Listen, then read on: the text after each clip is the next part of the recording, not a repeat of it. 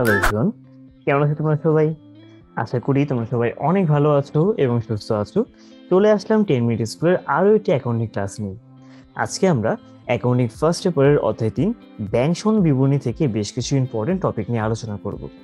সেই টপিকগুলো হচ্ছে নগদান বই এবং ব্যাংক বিবরণীর মধ্যে পার্থক্য, নগদান বইয়ের ব্যাংক ব্যালেন্স এবং ব্যাংক বিবরণীর ব্যাংক ব্যালেন্সের মধ্যে গরমিলের কারণসমূহ। তো চলো আজকের ক্লাসটি শুরু করে দেওয়া যাক।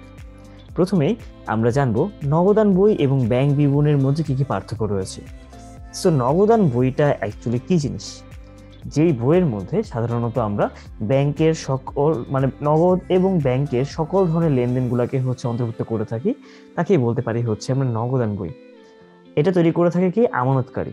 সো নগদান বই এটার প্রস্তুতকারক আমানতকারী। অন্যদিকে ব্যাংক বিবরণীটা ব্যাংক তার কাস্টমারদের জন্য যেই বই তৈরি করে থাকে তাদের লেনদেনগুলোকে অন্তর্ভুক্ত করার জন্য, তাকেই বলতে পারি আমরা ব্যাংক বিবরণী। সো নগদান বই তৈরি করে থাকে আমানতকারী, অন্যদিকে ব্যাংক বিবরণী তৈরি করে থাকে ব্যাংক নিজে। টাকার কলাম। নগদান বইয়ের মধ্যে দেখা যায় সাধারণত ব্যাংক সংক্রান্ত লেনদেন এবং নগদ সংক্রান্ত লেনদেনগুলো অন্তর্ভুক্ত করা হয়। তাই নগদ এবং ব্যাংকের জন্য আলাদা আলাদা টাকার কলাম এখানে দেখা যায়। অনেক ক্ষেত্রে যদি 3 ঘর নগদান বই তৈরি করা হয়, তখন কিন্তু এখানের মধ্যে বাট্টার ঘরকেও উল্লেখ করা হয়। প্রাপ্ত বাট্টা, প্রদত্ত বাট্টা, এগুলো আমরা নগদান বইয়ের মধ্যে দেখে থাকি। যদি 3 ঘর নগদান বই ফলো করা হয় আর 2 ঘর নগদান বই ফলো করা হলে সাধারণত ব্যাংকের এবং নগদের জন্য 2টা করে ঘর থাকে। অন্যদিকে ব্যাংক বিবরণীর মধ্যে গিয়ে কিন্তু আমরা নগদ টাকার কোনো ধরনের লেনদেন দেখতে পাই না, বরং শুধুমাত্র ব্যাংক বিবরণীর যে ব্যাংক সংক্রান্ত যে লেনদেনগুলো রয়েছে সেই লেনদেনগুলোকে আমরা ব্যাংক বিবরণীর মধ্যে খেয়াল করে দেখতে পারি। ব্যাংকের অর্থ বৃদ্ধি পেলে প্রভাব। যখন কিনা ব্যাংকের অর্থ বৃদ্ধি পায়, নগদান বইয়ের মধ্যে কি কাজ করি আমরা? ব্যাংকের অর্থ বেড়ে গেলে আমরা ডেবিট দিকে নিয়ে আসি, ডেবিট দিকে ব্যাংকের ঘরে গিয়ে আমরা যোগ করে দিই। যেমন যদি আমি এখানে বলি যে চেকের মাধ্যমে বিক্রি করা হলো, জাবেদা হয় ব্যাংক হিসাব ডেবিট এবং বিক্রয় হিসাব ক্রেডিট। যেহেতু ব্যাংক হিসাব ডেবিট দিকে রয়েছে, আমরা টাকাটা ডেবিট দিকে নিয়ে আসবো। মনে করো 5,000 টাকার পণ্য আমি চেকের মাধ্যমে বিক্রি করেছি, তাহলে আমি যেটা করব, টাকা ডেবিট দিকে ব্যাংকের কলামে লিখব 5,000 টাকা, এবং আমি এই টাকার বরাবর লিখে দেবো বিক্রয় হিসাব। সো ব্যাংকের অর্থ বৃদ্ধি পেলে নগদান বইয়ের ডেবিট দিকে নিয়ে আসা হয়, কিন্তু ব্যাংক বিবরণীতে আসলে উল্টা কাজ করা হয়। ব্যাংকের জন্য খেয়াল করে দেখো, ব্যাংকের জন্য কিন্তু আমার এই ব্যাংকের অর্থ এক ধরনের দায়। আমার জন্য, আমানতকারীর জন্য ব্যাংকের টাকাটা এক ধরনের সম্পদ, কিন্তু ব্যাংকের জন্য কিন্তু এই আমানতকারীর টাকাটা এক ধরনের দায়, কারণ সে অন্যের টাকা নিয়ে কাজ করছে। আমার টাকা তার কাছে আমি রেখেছি, সে এই টাকা আমাকে দেওয়ার জন্য দায়বদ্ধ। সো যখন কিনা ব্যাংকে আমরা টাকা রাখছি, তখন আমার সম্পদ বৃদ্ধি পেলেও ব্যাংকের কিন্তু কি বৃদ্ধি পাচ্ছে? দায় বৃদ্ধি পাচ্ছে। দায় বৃদ্ধি পেলে কি হয়? দায় বৃদ্ধি পেলে হয় ক্রেডিট, যার কারণে গিয়ে যখন ব্যাংকের অর্থ বৃদ্ধি পায়, তখন ব্যাংক ডেবিট দিকে না বসে ক্রেডিট দিকে বসায়। আবার উল্টা কাজ হয় যখন ব্যাংকের অর্থ হ্রাস পায়। ব্যাংকের অর্থ হ্রাস পেলে আমরা কি করি? নগদান বইজন তৈরি করার সময় আমরা সেটাকে ক্রেডিট দিকে নিয়ে যাই। অন্যদিকে ব্যাংক যে কাজটা করে, যদি আমার ব্যাংকের অর্থ হ্রাস পায়, তখন সেটাকে ডেবিট দিকে নিয়ে যাবে, কারণ তার দায় হ্রাস পাচ্ছে। দায় হ্রাস পেলে হয়ে যায় কিন্তু ডেবিট। খেয়াল করে দেখবা, যদি তোমরা কোনো ব্যাংকে অ্যাকাউন্ট খুলে থাকো, ব্যাংকে টাকা তুললে, টাকা উঠালে বা ব্যাংকে টাকা জমা দিলে, তখন সঙ্গে সঙ্গে মেসেজ চলে আসে। অনেক সময় দেখা যায় এরকম লেখা থাকে যে your account has been credited by 5,000 টাকা। তার মানে তোমার ব্যাংকের মধ্যে সব টাকা বেড়ে গিয়েছে। ব্যাংক যখন বলছে যে ব্যাংক ক্রেডিট করেছে, ও নিজের দৃষ্টিকোণ থেকে বলেছে। সো ব্যাংকের জন্য যেটা ক্রেডিট, ব্যাংক বিবরণের জন্য যেটা ক্রেডিট, নগদান বইয়ের জন্য সেটা ডেবিট। অর্থাৎ নগদান বইয়ের টাকা বেড়ে গিয়েছে। আবার যদি কখনো মেসেজ আসে যে ব্যাংকের your account has been debited by 2,000 টাকা, তার মানে তোমার ব্যাংকের অ্যাকাউন্ট থেকে টাকা আসলে কমে গিয়েছে, এবং নগদান বইয়ের মধ্যে গিয়েও কমে যাওয়ার ফলে ডেবিট না করে করা হয়ে থাকে ক্রেডিট। সো দুই দিকে উল্টা কাজ হয়ে থাকে। সো নগদান বই এবং ব্যাংক বিবরণীর মধ্যে পার্থক্যগুলো আমরা দেখে নিলাম। এবার আমরা দেখব যে নগদান বই এর ব্যাংক ব্যালেন্স এবং ব্যাংক বিবরণীর ব্যাংক ব্যালেন্স, এই দুটার মধ্যে আসলে কোন কোন কারণে গিয়ে গরমিল হয়ে থাকে। প্রথমত, গরমিলের কারণের মধ্যে রয়েছে যে ইস্যুকৃত চেক উপস্থাপিত হয়নি। ইস্যুকৃত চেক মানে যখন কিনা আমরা তৃতীয় কোনো ব্যক্তিকে কোনো ধরনের চেক দিয়ে থাকি, সেটাকেই বলতে পারি আমরা ইস্যুকৃত চেক, যে অন্যের নামে আমরা চেকটা ইস্যু করেছি। ধরো আমি মিস্টার করিমকে চেক আমি ইস্যু করলাম, কারণ সে হয়তো পাওনাদার ছিল, সে আমার থেকে টাকা পেত, তো তার নামে আমি একটা চেক ইস্যু করেছি। যদি মিস্টার করিমকে চেক ইস্যু করি তখন জাবেদা হয়ে যায় মিস্টার করিম হিসাব ডেবিট আর ব্যাংক হিসাব ক্রেডিট। মিস্টার করিম নাম পাওনাদার কমে গেল আর ব্যাংকের অর্থ কমে গেল, তখন কিন্তু অবশ্যই আমি কি করব, সেটাকে ক্রেডিট দিকে নিয়ে যাব, আমি টাকা কমিয়ে দিই ব্যাংকের টাকার থেকে। কিন্তু এই চেকটা মনে করো সে হচ্ছে এই মাসের মধ্যে উপস্থাপন করে নেই, এটা ধরে নিই জানুয়ারি মাস। জানুয়ারি মাসের মধ্যে আমি তো অলরেডি মাইনাস করে রেখে দিচ্ছি, বাট জানুয়ারি মাসে সেই টাকাটা উপস্থাপন করে নেই, তো ব্যাংকও হচ্ছে টাকা মাইনাস করে নেই, কিন্তু আমি টাকা ঠিকই মাইনাস করে রেখে দিচ্ছি। এর ফলে কিন্তু দুইটা বইয়ের মধ্যে কি একটা ঝামেলা হবে।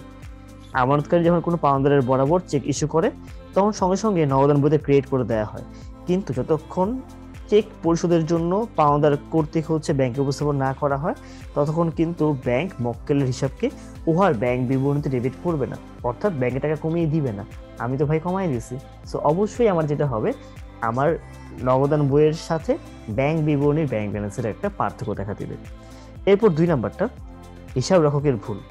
অনেক সময় দেখা যায় যে হিসাব রক্ষক নিজে ভুল করে থাকে, যেমন ব্যাংক সংক্রান্ত কিছু লেনদেন নগদান বইতে হচ্ছে ভুলে লিখছে, অথবা না লিখলে তখন নগদান বই এবং ব্যাংক বিবরণীর উদ্বৃত্তের মধ্যে একটা গরমিল দেখা দেয়, যে ব্যাংক সংক্রান্ত লেনদেন ভুল লিখে ফেলেছেন তিনি, হয়তো ডেবিট দিকে নিয়ে যাওয়ার কথা ক্রেডিট দিকে লিখে ফেলেছেন, অথবা লিখেনই নেই, এরকম অনেক সময় হয়ে যায়। কিন্তু তখন গিয়ে নগদান বই এবং ব্যাংক বিবরণীর মধ্যে একটা গরমিল দেখা দিতে পারে। ব্যাংক জমার সুদ, অনেক সময় দেখা যায় যে আমানতকারী যখন কিনা যে পরিমাণ টাকা ব্যাংকে জমা রাখছে তার উপর হয়তো তাকে একটা সুদ মঞ্জুর করা হয়েছে, কিন্তু কোনো কারণে নগদান বই হতে জানে না। ব্যাংক কি করবে, যে সুদটা হচ্ছে তাকে দেয়া হবে সে কিন্তু নগদের সুদটা দেওয়া হবে না, বরং এই সুদটা ব্যাংক ব্যালেন্সের সাথে গিয়ে যোগ করে দেওয়া হবে। সো ব্যাংকের টাকা তো অলরেডি বৃদ্ধি পেয়ে গিয়েছে, কিন্তু মনে করো যে আমানতকারী সেটা জানে না, আমানতকারী যোগ করে নেই, সো ব্যাংকে টাকা বেড়ে গেল, আমানতকারী এটা কমিয়ে রাখছে, যোগ করে নেই, তার কারণে কিন্তু দুইটা বইয়ের মধ্যে গিয়ে পার্থক্য দেখা দেবে। এরপর ব্যাংকের ভুল, হিসাব রক্ষক যেমন কিনা ভুল করতে পারে, ব্যাংকও কিন্তু কোনো ধরনের ভুল করতে পারে।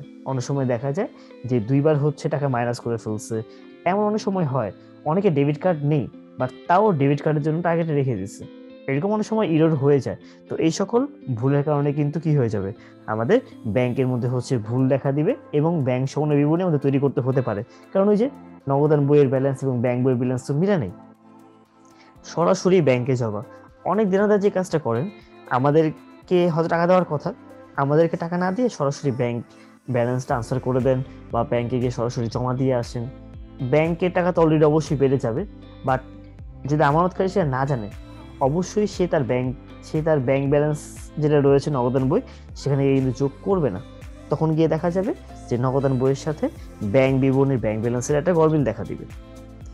এরপর জমাকৃত চেক আদায় হয়নি, এমন অনেক সময় দেখা যায় যে আমানতকারী অন্য কারো কাছ থেকে চেক পেয়েছে, সেই চেকটা পেয়ে ব্যাংকে জমা দিয়ে আসছে। যেমন মিস্টার সালাম ছিল, মিস্টার সালামের একজন হচ্ছে দেনাদার, তো সে মনে করো আমি একজন আমানতকারী, আমাকে হচ্ছে একটা চেক দিয়ে গেল, তার কাছ থেকে আমি টাকা পেতাম, আমি চেকটা ব্যাংকে জমা দিয়ে আসছি, বাট সবসময় এমন হয় না যে চেক সঙ্গে সঙ্গে ব্যাংকে জমা হয়ে যায় টাকাটা, অনেক সময় দেখা যায় অনেক কিছু দেরি হতে পারে। সাধারণত যদি ভিন্ন কোনো হচ্ছে ব্যাংকের চেক হয় তখন গিয়ে একটু লেট হয়, তো কোনো কারণে গিয়ে হচ্ছে আমার আসলে চেকটা কি হয়নি, আদায় হয় না জমাকৃত চেকটা। আমি তো চেক পাওয়ার সঙ্গে সঙ্গে টাকা যোগ করে রেখে দিচ্ছি, কিন্তু ব্যাংক তো হচ্ছে এই টাকাটা যোগ করা নেই, তখন গিয়ে দেখা যাবে যে দুইটা বইয়ের মধ্যে গিয়ে একটা পার্থক্য দেখা দিবে। মক্কেলের পক্ষে পরিশোধ, অনেক সময় ব্যাংক তার কাস্টমারের পক্ষ থেকে বিভিন্ন খরচ করে থাকে, যেমন শেয়ারের কিস্তি অথবা বিমা প্রিমিয়াম, এইগুলা মনে করো সে কি করে দিয়েছে, পরিশোধ করে দিয়েছে, কিন্তু আমি তো অ্যাকচুয়ালি জানি না যে আমার হয়ে হচ্ছে এগুলো পরিশোধ করে দেওয়া হয়েছে, তখন গিয়ে দেখা যায় যে নগদান বইয়ের ব্যালেন্সের সাথে এই যে আমাদের ব্যাংক বিবরণী ব্যালেন্স এদের মধ্যে হচ্ছে একটা গরমিল দেখা যেতে পারে। এরপর সরাসরি ব্যাংক কর্তৃক আদায়, ব্যাংক যেমন সরাসরি অনেক পরিশোধ করতে পারে, তেমনি অনেক সময় দেখা যায় যে সরাসরি ব্যাংক অনেক ক্ষেত্রে আদায় করে থাকে। আমানতকারীর পক্ষ হয়ে ব্যাংক কারো কাছ থেকে টাকা আদায় করলে ব্যাংক সাথে সাথেই হচ্ছে ব্যাংক বিবরণী ক্রিয়েট করে, কিন্তু আমানতকারী যদি হচ্ছে এই ব্যাপারটা না জানে তখন গিয়ে নগদান বইয়ের মধ্যে সে ডেবিট কিন্তু করছে না, তার ফলে আমাদের ব্যাংক বিবরণী আর নগদান বইয়ের মধ্যে একটা গরমিল থেকেই যায়। ব্যাংক চার্জ ও ধার্যকৃত সুদ, ব্যাংক অনেক সময় অনেক সার্ভিসের জন্য আমাদের কাছ থেকে সুদ কেটে নেয়, চার্জ কেটে নেয়, যদি আমরা সেটা না জানি আমরা সেটাকে হিসাবভুক্ত করব না এবং দুইটা বইয়ের মধ্যে গিয়ে তখন গরমিল দেখা দিবে। স্বীকৃত বিল অমর্যাদা, আমানতকারী কোনো বিলের স্বীকৃতি প্রদান করে পরিশোধের জন্য ব্যাংকে প্রেরণ করলে অবশ্যই নগদান বইতে কি করা হয়ে থাকে, ক্রিয়েট করা হয়ে থাকে, আমি ওই টাকাটা পরিশোধ করতে চাচ্ছি। কিন্তু যদি কোনো কারণে এমন দেখা যায় যে ব্যাংক হচ্ছে কি করে নেই, বিলের টাকা হচ্ছে পরিশোধ করে নেই, তখন কিন্তু নগদান বইয়ের যে ব্যাংক ব্যালেন্স রয়েছে এবং ব্যাংক বিবরণী ব্যাংক ব্যালেন্স এদের মধ্যে কিন্তু কি দেখা দিবে, গরমিল দেখা দিবে। সো এই রকম অনেক কারণে আমাদের নগদান বই এবং ব্যাংক বিবরণীর মধ্যে যে ব্যাংক ব্যালেন্স রয়েছে এগুলোর পার্থক্য দেখাতে এবং এই পার্থক্যগুলা বা গরমিলগুলা চিহ্নিত করে সেগুলা ঠিক করা এবং সঠিক ব্যাংক ব্যালেন্স নির্ণয় করা, এটাই কিন্তু হচ্ছে আমাদের ব্যাংক সনদ বিবরণীর মূল উদ্দেশ্য। আমরা চাই আমাদের দুই বইয়ের মধ্যে হচ্ছে সঠিক সকল লেনদেনগুলোকে উল্লেখ করা হোক এবং আমরা সঠিক ব্যালেন্সটা জেনে তারপর গিয়ে হচ্ছে আমাদের পরবর্তী আর্থিক বছরগুলো শুরু করি। এর জন্যই কিন্তু আমরা ব্যাংক সনদ বিবরণী তৈরি করে থাকি, ব্যাংক বিবরণী এবং নগদান বইয়ের ভুলগুলোকে ঠিক করার জন্য। তাহলে আই গেস তোমরা পরীক্ষায় এই পার্ট থেকে কোশ্চেন আসলে খুব ইজিলি অ্যান্সার করতে পারবা। আজকের জন্য এতটুকুই, দেখা হচ্ছে পরবর্তী ভিডিওগুলোতে। ধন্যবাদ সবাইকে।